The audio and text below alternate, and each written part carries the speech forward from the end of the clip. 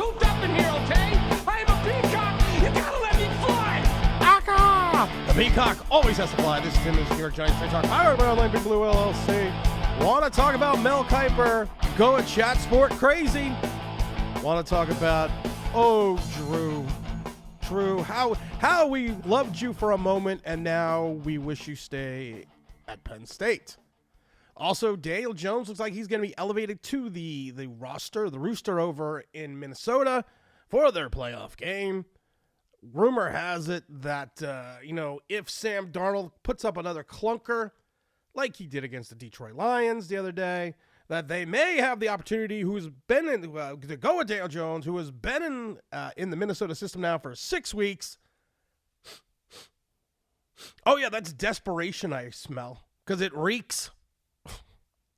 Daniel Jones, I honestly don't even know what to say if that comes to fruition. I really don't. You rode the Sam Darnold horse for 16 games. He had a bad 17th game, and you're already hitting the panic button in Minnesota. That kind of leads me to the Mel Kiper, J.J. McCarthy crap. Mel Kiper basically said that if J.J. McCarthy came out in this draft right now, he would be the number one ranked quarterback ahead of Shedeur Sanders and Cam Ward. I think someone's off his meds. I really do. Because I didn't like J.J. McCarthy last year. J.J. McCarthy, to me, who went 10th overall, was a guy that was in a run-centric offense on a national championship team. He did what he was asked to do, but he did no more than that. I didn't see anything special. I didn't see that pizzazz. Didn't see that moment. Actually, he basically would have been one of the reasons they lost to Washington State if Penix and the crew was able to put it all together. I just don't see it. I literally thought for a moment it was a chat sport thing. Because you know what chat sports, they just make shit up. Everything for them is, we are breaking Giant news. The Giants are going to trade the next 5 number ones for Joe Montana. Oh, make the bad man stop. It makes my head hurt. No, you're not going to get J.J. McCarthy. First of all, Minnesota is, I've said it now for, I don't know, last 6-7 weeks. I don't think they're overly sold on Sam Darnold. There's rumors and speculation out of Minneapolis that he is not going to be back, or if he is going to be back, he's not going to be back on and I love it. He's not going to be back on a Daniel Jones-esque contract for one good season. Now, Sam Darnold actually had a good season. Daniel Jones had a average season that people decided, well, he's worth $160 million when we throw the term out there as average. Sam Darnold took his team to 14-3, threw for over 4,000 yards, 35 touchdowns with 12 interceptions, averaging almost 8 yards of completion. That's a season worth of, if you had put a couple of those in a row, or 2 in a row, that's a season worth $160 million over 5. But Sam Darnold, we all know, is Sam Darnold. Is he seeing the ghost of Aiden Hutchinson, who wasn't even there? Is that a possibility? But he is what he is. So the Minnesota Vikings are not going to, first of all, if you offered the 3rd overall pick to the Minnesota Vikings straight up for J.J. McCarthy, the Vikings would take it. They'd probably have to take it because it would be a stupid move. Because then they can help solidify their defense even more by going after the likes of Travis Hunter. Right off the bat. So that's the question. That's the question you need to think. That's what I would do. Rumor and speculation has it that right now the Tennessee Titans are in love with Cam Ward. And I have to tell you, I like I said, I was not at the beginning of the season. I was not on the Cam Ward train. I was on the Carson Beck train, who's going to stay in college, and evidently he's hitting the transfer portal. He's going to get probably more money moving that 1 year in the transfer portal than he's going to make probably the next 2 years with an NFL contract. But they're evidently in love with Cam Ward, and there's a lot to like with Cam. Like I said, I was not a big fan at the beginning of the season, but after watching him mature, and saw what the product was before he left Washington to what he is now at 6'2", or probably college 6'2", 6'2", 225. You know, he's a guy that he has the ability, he has the mobility. He's a dual threat guy. Doesn't run as much as you probably want to see him do, but you know what he does? One thing that I really like, he looks in the pocket. He stays in the pocket. I should rephrase it. He stays in the pocket and he looks downfield. There was the fumble. I think it was against Louisville. I can't remember which game, or maybe it was Virginia Tech. I don't remember which game it was. That day, he was trying to drive his team back, and he had the ball knocked out of his hands, and he had the fumble, and Miami lost the game. But the problem was he stayed in the pocket. Not the problem, but a good thing was he stayed in the pocket, and he continuously looked downfield. We haven't seen that in New York in a long time. So there's that rumor and speculation that Cam could potentially go to the Titans. There's that rumor that Stuart Sanders is going to go to probably the Cleveland Browns, if Cleveland gets blown away by a trade. And then at that third pick, you have your choice. If you are the Vikings, how can you sit there and pass up on Travis Hunter? You have the opportunity to get like a Mason Graham or Abdul Carter. Listen, I like Abdul Carter. I want to talk about Abdul Carter for a second. I do like him.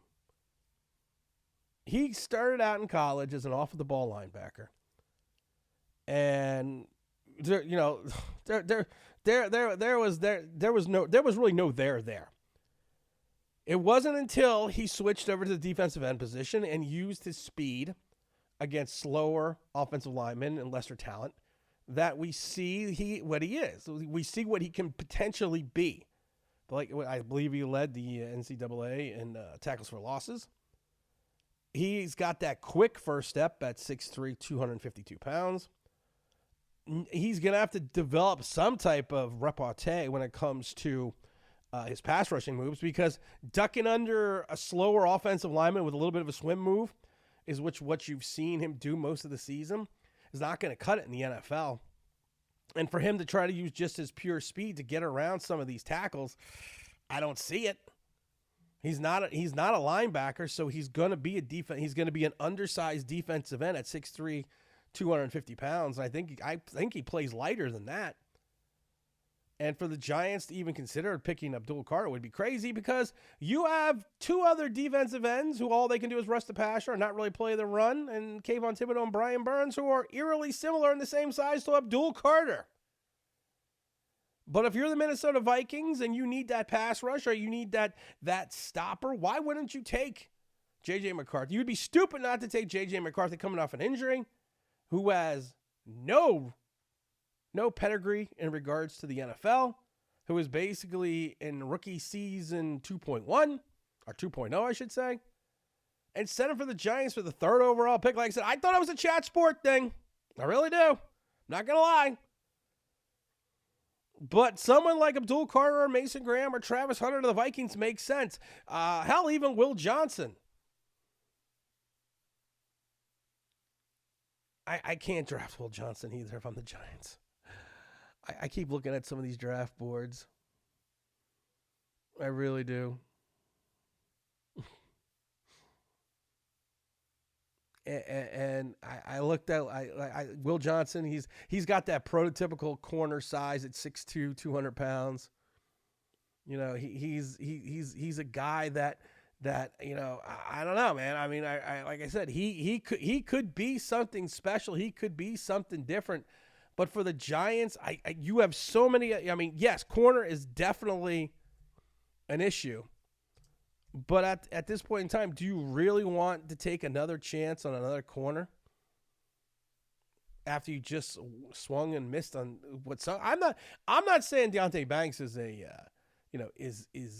is not a good player. I'm not saying that at all. But what I am saying is this: you already got people throwing the baby out with the bathwater in season 2, and you gave Daniel Jones 6 years. But for the Giants, trading the third overall pick for J.J. McCarthy would reek of desperation. I mean, reek of desperation. And I can't see you doing that. I mean, I can see them doing that because they're going to be desperate because you have so many mixed signals from our fearless leader and John Mara. Well, you know, I want to keep continuity. I don't want to keep changing things because every time we change things, bad things happen. Well, you know what? As you kept things the same for things got even worse. For 3 seasons, things got even worse. Like I said, everyone wants to talk about that 9-7-1 season, but you need to break it down to 7-2, 2-5-1, 6-11, 3-14. And the talent level, and everyone wants to talk about the draft class. It's the draft class it's this draft class that saved Joe Shane. And I keep, and I love it because John Mara, who I'm starting to have some concerns about, is talking about, well, I can't remember when we've had such a draft class where you know, everyone really contributed. 2007, Amon Bradshaw, Michael Johnson, Kevin Boss, Zach Diaste, Jay Alford, Steve Smith, and Aaron Ross. And what's his name? Adam Coates as well. I forgot about Adam. All contributed to that Super Bowl. And the majority of them on this list were out of the league or on different teams in 3 years. 2011. Let's talk about 2011. You had Williams, of course, the linebacker out of South Florida. Greg Jones, who played. Brewer, who played. Now, you also had Prince Amukamara, who played. You had guys that literally. Oh, I'm sorry. Also, I forgot about Greg Jones and Tyler Stash. What's his name? Tyler Stash. All guys that played and contributed immediately, and the majority of them were out of the league in 3 years. So you have to look at your own history before you make stupid statements, John Mara. So you cannot hang your hat on a draft class, because if we're doing that, I don't think that this year's draft class should negate Beavers, McKeithen, Davidson, Belton, Bellinger, Flott, Azuda, Robinson, Neal and Thibodeau, Owens, Riley, Hawkins, Gray, Hyatt, Schmitz, Michael Schmitz, and Banks. So you're going to negate your other, how many picks is that? That's 6, that's 6, 9, 10, 11, 12, 13, 14, 15, 16, 17, 18. You're going to forget the first 18 picks and say, oh yeah, well, we had a good draft. Darius, the linebacker, I have no clue what he's going to be. Tyrone Tracy, it's going to be a wait and see thing because now the league has film on him. Theo Johnson, I don't know how people are anointing Philly. I don't know how they're anointing him yet. I love when people talk about Drew Phillips because they're like, well, he played the run well. And he played the pass better than expected. Well, he is a defensive back. He should play the pass better than the run. But the league only completed like 80% of their passes against him. But somehow I'm the only one that watched him play and said, I should rephrase that. I'm the only one inside of Giantland who watched him play and said that there are some problems here. The league completed 75% of their passes against him for 335 yards, almost 10 yards of completion and a touchdown. The average target length against him was 7 yards. Was 7 yards. I'm not even going to get into the number of first downs that he gave up. We're not even going to get into that. And he has a missed tackle percentage of almost 8. And this is a guy that played in almost 70% of the snaps. Yeah, okay. He's only a defensive, and I love it because he had no sacks. He had no interceptions in college. So he had the one gimme, which was an overthrow. And people were like, well, see, look at that. He could go after that ball. These are the same people that think Dane Belton's a player. I love it because everyone's telling me about all look at that acrobatic interception. So I did a thumbnail on the last game of the season that showed one of the Eagles scoring a touchdown. And I did it on purpose because if you looked behind the Eagle about the score, it was Dane Belton. Because you never want to talk about he's the trailer almost every. He is your safety, and he's a trailer on almost every pass touchdown. Oh, but that's okay. Big Drew. Oh, Big Drew. Oh, Penn State. Penn State. Drew, stay in college. I was battling Twitter idiots yesterday, and I was trying to explain to them that that Drew was basically not ready for the NFL. Then I saw a Twitter post by Stupid giant Twitter post. This, of course, goes out to beat writer Art Stapleton, who says, you know what? You can't judge a player by a single half of football in reference to his draft status. No shit there, Art. But evidently we could do it at the Senior Bowl. I was basically telling people that, listen, Drew is this tall, statuesque quarterback. He would be a great prototypical quarterback in the 80s. Pocket passer, big, can see over the line. But if you watch his footwork, it leads to a tendency of him throwing the ball high. And these are things that I posted on Twitter. And lo and behold, high pass here, high pass there, overthrew this guy. And you can watch it. And I talked about how numerous scouting reports on him say that his pocket awareness and his footwork is what they would refer to as lumbering. That he and I'm gonna throw this out there. If someone says that you are lumbering, well, that's not a good phrase to have as an NFL quarterback. In the 21st century, in a league of the dual threat quarterback, the Giants, yes, because I'm going to tell you this right now, he matches the drapes, would go after someone like Drew. Because he is that tall, statuesque quarterback, Eli Manning-esque, that we just love to have. Even though our offensive line, they tell me, is shot, and we really only have one weapon, and watching him move in the pocket yesterday was painful. Listen, I don't know. I mean, Notre Dame is doing this with smoke and mirrors in reference to how they're moving through the college playoffs. How they got to the championship game. And Riley Leonard, I mean, all the credit in the world, but Riley Leonard's just oh my God. I felt bad for Drew at times. I felt bad for Riley Leonard at times too. He's just not that good. He's just not that good. He's just not that good in college. But how they're doing with smoke and mirrors to get to this championship game. But just stay in school. Just stay in school, Drew. You need at least 2 more years in college. And like I said, there are so many good things that you could say about Drew.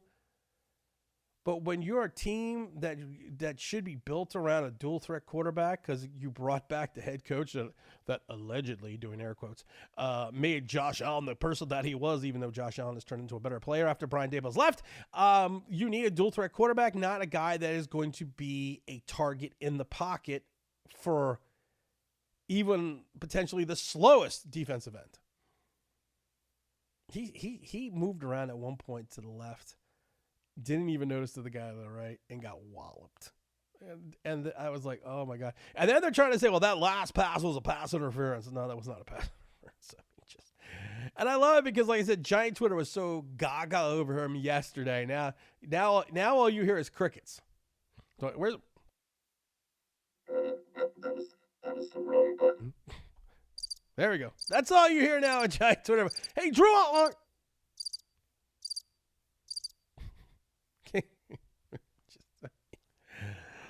We're a shit show wrapped in a sea of diarrhea. But don't worry.